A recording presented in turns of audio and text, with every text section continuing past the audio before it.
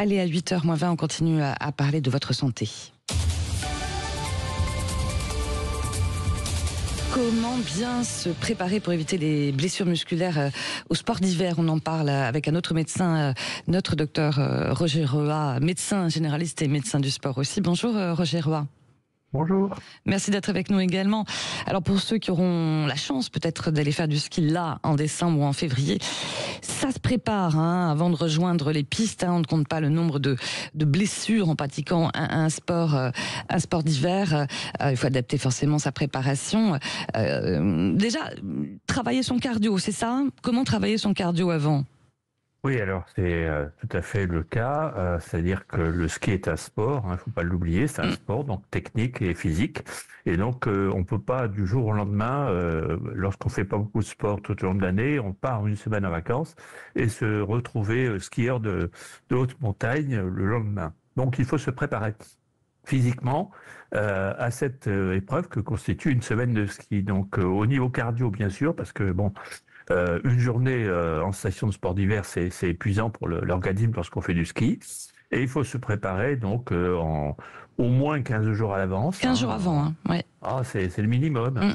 Pour avoir un cardio qui augmente un petit peu, alors en faisant soit un petit peu de footing, soit un petit peu de vélo, soit de la corde à sauter, c'est très intéressant comme pratique pour augmenter le cardio et en même temps augmenter le sens de l'équilibre.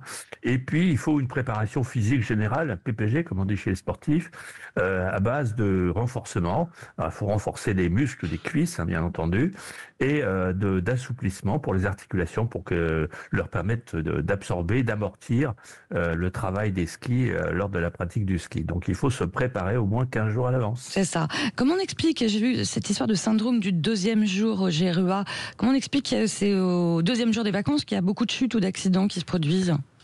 Oui, alors parce que bon, sur une semaine d'activité de ski, le premier jour en général, heureusement, les gens sont relativement prudents.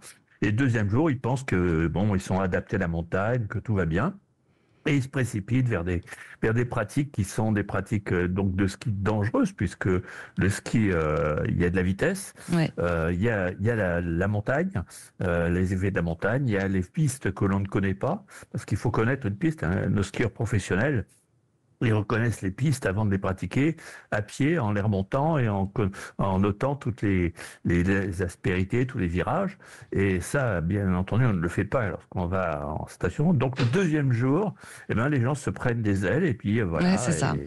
Les accidents surviennent, comme le dernier jour aussi, puisque le dernier jour c'est un pic de traumatologie, puisque les gens sont fatigués leur semaine, mais il reste une journée, donc il faut En profiter au maximum. Au maximum, et c'est là où on va se blesser également. Les entorses, ligaments croisés, le genou, c'est ça, les entorses au pouce, cheville. Oui.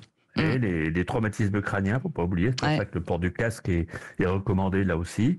Et vous avez aussi des lésions traumatiques costales dues au choc contre un arbre, par exemple, ça arrive souvent malheureusement.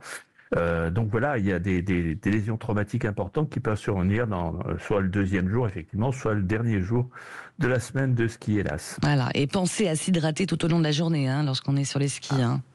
Ah oui, parce que le fait d'être en montagne avec le froid ne dispense pas d'hydratation, comme dans toute activité sportive. Quelques heures de ski va consommer énormément d'eau, et donc il faut se réhydrater et pas consommer trop d'alcool non plus dans les restaurants d'altitude avant de redescendre. Le vin chaud, vous voulez dire? Le fameux vin chaud? Oui, oui, le fameux vin chaud qui ne réchauffe pas grand-chose, mais qui déshydrate, puisque l'alcool déshydrate. Donc on se retrouve physiquement un petit peu amoindri et on reprend les skis après avoir fait un bon déjeuner en altitude. Et là, paf, malheureusement, l'accident peut survenir. Ouais. En tout cas, merci beaucoup pour tous vos conseils, mon cher Roger Roy. Et on vous retrouve très vite sur Sud Radio. Merci à vous. Merci.